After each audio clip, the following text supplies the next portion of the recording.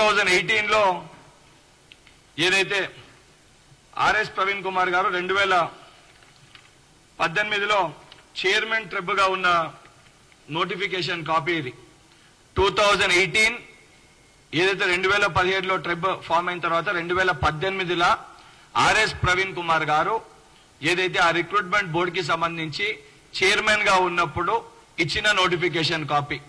ఈ నోటిఫికేషన్ కాపీలో చాలా స్పష్టంగా ఏదైతే రూల్స్ ఉన్నాయో వేకెన్సీస్ పొజిషన్ లో చాలా స్పష్టంగా జిఓఎస్ నెంబర్ 81 ని ఫాలో అవుతాము.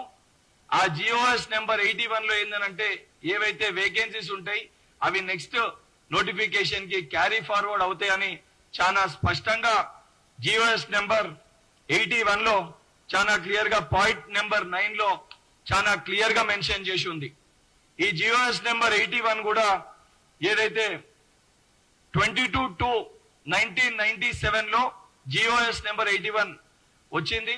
దాన్ని చాలా క్లియర్ గా జిఓఎస్ నెంబర్ 81 ని అదే అంశాన్ని 2018 ఆర్ఎస్ ప్రవీణ్ కుమార్ గారు సార్ మీరేదైతే చైర్మన్ గా ఉన్నప్పుడు మీరు అదే రూల్ పొజిషన్ ని పెట్టి జిఓఎస్ నెంబర్ 81 ని ఫాలో అవుతామని చెప్పి మీరు దాని ప్రాతిపదికనే ఆ రోజు మీరైతే ఉద్యోగ భర్తీ ప్రక్రియని మీరు నోటిఫై చేసి మీరు ఉద్యోగాల్ని భర్తీ చేయడం జరిగింది. ఈ రోజు మీరు ఆ రోజు 2018లో నిజంగా చిత్తశుద్ధే ఉంటే ఏదైతే ఆ రోజున్న బీఆర్ఎస్ ప్రభుత్వానికి మీరైతే సంబంధించి ఆ బోర్డు చైర్మన్ గా వ్యవహరిస్తున్న మీరు దీని వలన ఇబ్బంది జరుగుతుంది, ఏదైతే సంబంధించిన స్టూడెంట్స్ కి వేకెన్సీస్ 1:1 పిలిస్తే నెక్స్ట్ ఉన్న వాళ్ళకి ఉద్యోగాలు రాదు అని చెప్పి మీరు భావించింటే అప్పుడే మీరు ఈ జిఓఎస్ నెంబర్ 81 లో మార్పులు చేర్పులు తీసుకొని వస్తే 2023లో ఏదైతే మళ్ళీ ఈ బోర్డుకి సంబంధించి 2023 బీఆర్ఎస్ పార్టీ ఇచ్చిన గురుకుల నోటిఫికేషన్ రెండోసారి ఇచ్చిన గురుకుల నోటిఫికేషన్ లో కూడా సేమ్ అదే రూల్ పొజిషన్ ఇక్కడ కూడా మెన్షన్ చేయడం జరిగింది. Vacancy rule position same rule position ఇక్కడ కూడా మెన్షన్ చేశారు. ఈ రూల్ పొజిషన్ లో కూడా చాలా క్లియర్ గా ఏమని రాసి ఉంది, the recruitment will be made to the vacancies notified before the examination.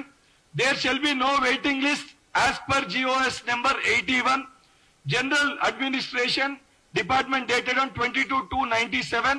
if the additional vacancies are reported by the government and addendum to be the effect will be issued అని very clear గా మీరు 2018లో ఏదైతే ఉండే same అదే 2023 ఏదైతే 2022 notification లో కూడా చాలా స్పష్టంగా అదే రూల్ పొజిషన్ ని కూడా పెట్టడం జరిగింది. దీన్ని బేస్ చేసుకుని 2018లో ఎప్పుడైతే మీరు చైర్మన్ గా ఉండే నిజంగా ఈ వాస్తవ పరిస్థితులు సరే మీ లెక్క నేను పెద్దగా చదువుకోకపోయినా సార్ నేను ఒక డాక్టర్ని, కాకపోతే మీరు రిక్రూట్మెంట్ బోర్డుకి సంబంధించి మీకు పూర్తి అవగాహన ఉంది కాబట్టి దూరదృష్టితోటి మీరు ఆలోచిస్తా ప్రతి సమస్య పైన పదే పదే మీరు మాట్లాడతారు కాబట్టి 2018లో నిజంగా దూరదృష్టితోటి మీరు ఆలోచించింటే ఆ రోజు ఈ వాస్తవాలు ఆ రోజున్న బీఆర్ఎస్ ప్రభుత్వానికి మీరు వివరించింటే జిఓఎస్ నెంబర్ 81 లో మార్పులు చేర్పులు తీసుకొని వచ్చింటే 2022లో సేమ్ అదే రూల్ పొజిషన్ వచ్చేదా? మొదటి ప్రశ్న.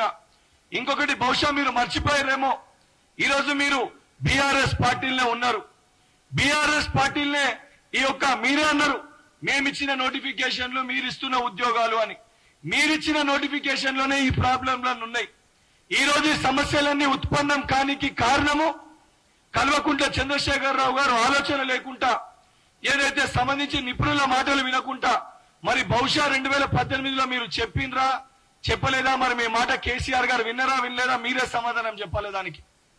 దాన్ని బేస్ చేసుకొని నేను చెప్పిన 2018లో మీరు మార్పులు చేర్పులు తీసుకొని వచ్చింటే ఈ రోజు 2022లో ఆ నోటిఫికేషన్ లో ప్రాసెస్ వచ్చేది కాదు.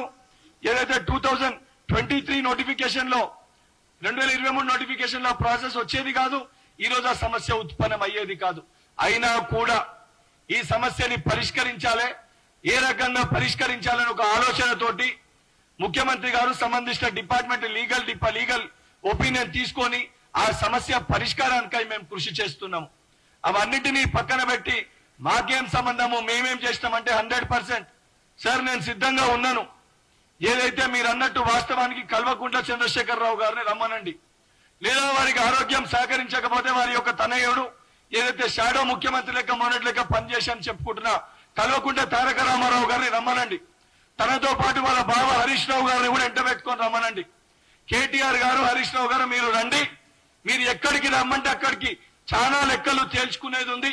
ఏదైతే మీరు చేసిన మోసాలు గాని, మీరు ఇచ్చిన వాగ్దానాలు ఎన్ని మోసాలు చేసిర్రు, ఎన్ని అవకతవకలు జరిగినాయి, ఈ రోజు ఈ సమస్యలన్నిటికీ కారకులు ఎవరు, అసలు జియో 46 తెచ్చింది ఎవరు, 2018లో ఈ జియో నెంబర్ 81 మార్పులు చేర్పులు చెయ్యంది ఎవరు, ఇవన్నిటిపైన చర్చనికి నేను కూడా సిద్ధంగా ఉన్నా. మరి కేటీఆర్ గారిని తీసుకొని వస్తారా, కేసీఆర్ గారిని తీసుకొని వస్తారా, హరీష్ రావు గారిని కూడా వెంట పెట్టుకొని వస్తారా? సమయము, తేదీ, స్థలము మీరు నిర్ణయించుర్రి. మీరు చెప్పిన తేదీకి, చెప్పిన సమయానికి, చెప్పిన స్థలానికి నేను రానికి సిద్ధంగా ఉన్నా. ఏదైతే మీ అంతా ఎక్కువ చదువుకోకపోయినా, ఏదైతే సంబంధించి బీఆర్ఎస్ పార్టీలో ఆ లీకేజ్ సమయంలో అదృష్టవశాత్తము నా చదువంతా కూడా, నా అయితే ఇంటర్మీడియట్ గానీ నా స్కూలింగ్ అంతా కూడా కాంగ్రెస్ హయాంలో జరిగింది కాబట్టి ఏ అవకతవకలు జరగకుండా, ఎక్కడ లీకేజ్లు జరగకుండా కంప్లీట్ చిత్తశుద్ధితోటి నా చదువు నేను పూర్తి చేసుకొని నేను డాక్టర్ వృత్తిగా ఏదైతే కొద్దిగా ఆలస్యమైనా కూడా నా మెడిసిన్ ని కంప్లీట్ చేసుకొని ఈ రోజు నేను తెలంగాణ మెడికల్ కౌన్సిల్ గా కూడా ఒక ఎన్రోల్డ్ డాక్టర్ గా ఉన్నా. నాకున్న చదువుతోటి, నాకున్న జ్ఞానంతో, నాకున్న ఎవిడెన్సెస్ నేను బయటికి తీసుకొని వచ్చి పెట్టినా. ఎక్కడన్నా నా తరఫున తప్పులు జరిగితే నేను అంగీకరించి సిద్ధంగా ఉన్నా తప్ప 80,000 పుస్తకాలు చదివినా, 90,000 పుస్తకాలు చదివినా నాకంటే పెద్ద జ్ఞాని ఈ భూమి పైన లేడని చెప్పని కేసీ గారి యొక్క వ్యవహారం లెక్క నా వ్యవహారం ఉండదు సార్. నాకు చాలా స్పష్టత ఉంది. మరి నిజంగా మీకు స్పష్టత ఉంటే కేసీఆర్ గారిని బయటికి వచ్చి ఈ వాస్తవాలు చెప్పమని చెప్పండి. ఆయన మాకు పాఠాలు చెప్పిన గురువులు, నిజాయితీగా నీతితోటి నేను పుట్టింది, నా రాజకీయ అరంగేట్రం ఎన్ఎస్ఐ రాష్ట్ర అధ్యక్షుని లెక్కనే ఉన్నా. నేను గత 11 సంవత్సరాలకెళ్ళి కాంగ్రెస్ పార్టీలో ఉన్నా.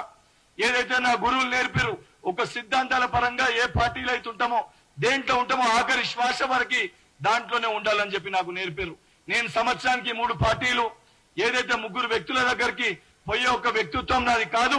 వాస్తవానికి నిజంగా మీకు చిత్తశుద్ధి ఉంటే బీఆర్ఎస్ పార్టీని గతంలో మీరు తిట్టిన మాటలు, బీఎస్పీ పార్టీలో మీరు ఉన్నప్పుడు గడీల గురించి మాట్లాడిన మాటలు, అవన్నిటినీ గుర్తు చేసుకొని అన్ని విషయాలపైన ఆ కుటుంబం, కల్వకుంట్ల కుటుంబంకి ఒకరిని, తన్నీరు హరీష్ రావు గారిని వెంట పెట్టుకొని వస్తే మీరు ఎక్కడంటే అక్కడ బహిరంగ చర్చకి నేను సిద్ధంగా ఉన్నాను.